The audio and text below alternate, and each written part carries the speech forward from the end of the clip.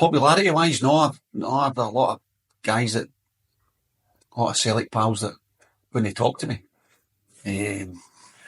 But we were confident. I mean, I remember the lead up to it was great. It was a good build up. Everybody wanted to talk. You know what it's like. You know, everybody's wanting a wee bit of the action. A lot of managers coming on and writing us off a wee bit.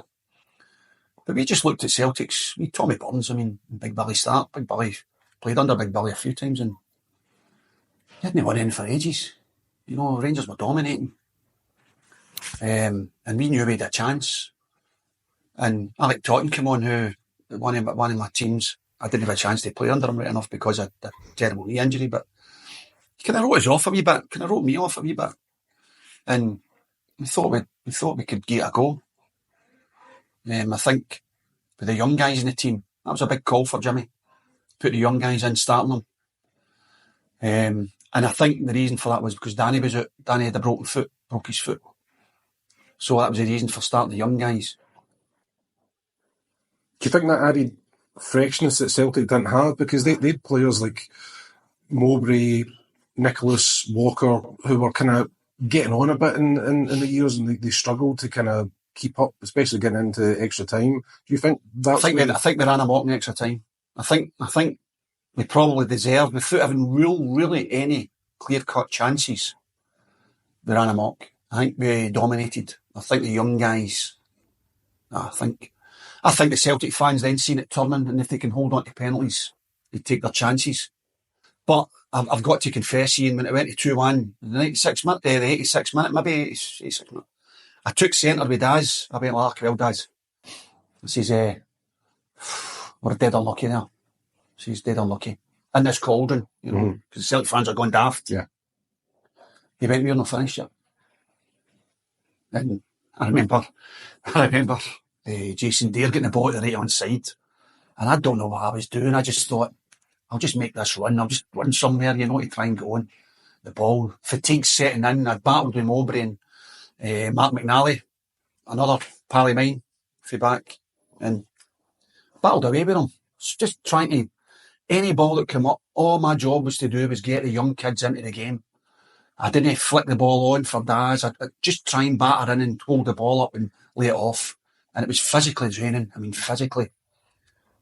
And I just thought, I'll just run out here, you know. And Jason Dare cut onto his left foot and hit that shot, you know. I remember saying, but is he shooting for there for? And Big Mar spilled it and Daz poked it in. And it was euphoria. I mean, complete euphoria. That was it. The whole centenary stand at Ibrox went bananas. And at the start of the game, Ian, when we walked out, that gave us a lift. Because Celtic had the three sides and we had one side, but we had that one right across for the tunnel. And see when you walked out and you seen the Raith supporters that night, or that afternoon, sorry. Gave you a lift. We were 10 foot tall. And we started the game really well with Stevie Crawford. But then, as you say, the veterans came into it for Celtic. Walker, Nicholas, and scored, and we thought that was it, but Daz poked up. Said he headed it in his nose as usual, but that was an instinctive goal. Instinctive. Brilliant. Done it all season for us. The run up to that cup final, I think it was something like 16 games. I scored every game. We started to motor. I said to you earlier on, before the final, the first rounds, we hadn't really started that well. We were the favourites in that league. But the turning point for me was Clydebank. We won about the quarters just before the semis. We went down to Clydebank. We battered them. And we went on this run. And Daz was battling the goals. And I thought, we've got a chance. And then with 4 minutes to go, you think you've not got a chance. And then he pops up. And you've got a chance again. Because it's extra time. I'm saying to myself, surely we've got to get a chance here. Come on. But thinking back to the game, it's a bit of a cloud. You're too involved in it. I don't think there was any clear-cut chances. It was all about possession and breaks, and people are getting tired. And when it goes to penalty kicks, you're physically and mentally exhausted in that game. What was your emotions like during penalty kicks? Were you relaxed? You think we've got this, or were you kind of... No, I just says to Jimmy came out and went, how are you? I says, I can't help my calves. 2 calves are gone. I says, my hammy's ready to go. He says, right, so big Jerry Dock was working on me and a couple of other boys, and he picked his 5, and then you step up to take the penalties and you're all just standing in the line. I can't remember even if, that way where they stand in the line with their arms round each other and everybody's kind of, waiting in their turn, waiting in the next one. I can't remember where we were standing. And obviously on the halfway line, Ian. But this penalty started and they're all their penalties are trickling in. I'm thinking, man, come on, Tomo. And then obviously Paul McStay takes the last penalty, and Scott Thompson, our angle from it, we're looking straight down, me and Sean Dennis again, standing next to each other. We're looking straight down, so you can't see the angle when Tomo saves it, and it bounces up, and we think it's went in. But the Raith fans that were at an angle cheered. And I don't know what happened after that, quite honest with you.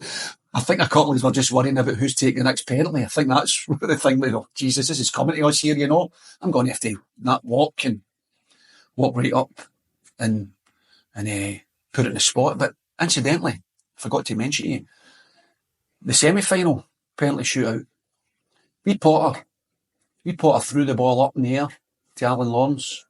Just threw it right up in the air to Alan Lawrence.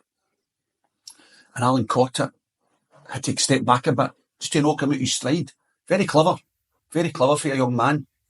Tomo done the same. I think Tomo done the same, leading up to the penalty. I didn't think Paul McStay's penalty was particularly bad. Some of yours were worse, but went in. But Tomo saved it, and it was just euphoria, man. It was like Willem Dafoe and Platoon, you know what I mean? Running about, doing slideys in the knees and jumping and tapping each other. I didn't even know if that was it finished. I just seen everybody running and thought, we've won it.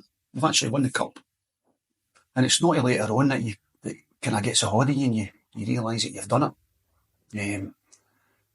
And you look round the 3 sides where the Celtic fans were, and there's nobody there. A few stayed back right enough. But my only regret is not playing at Hampden. That's my only regret. Brilliant Ibrox, great stadium, great to win it there, fantastic atmosphere. But it's the old history thing, I'd love to have played that at Hampden. Would we have won the game? Might have been different, Ian.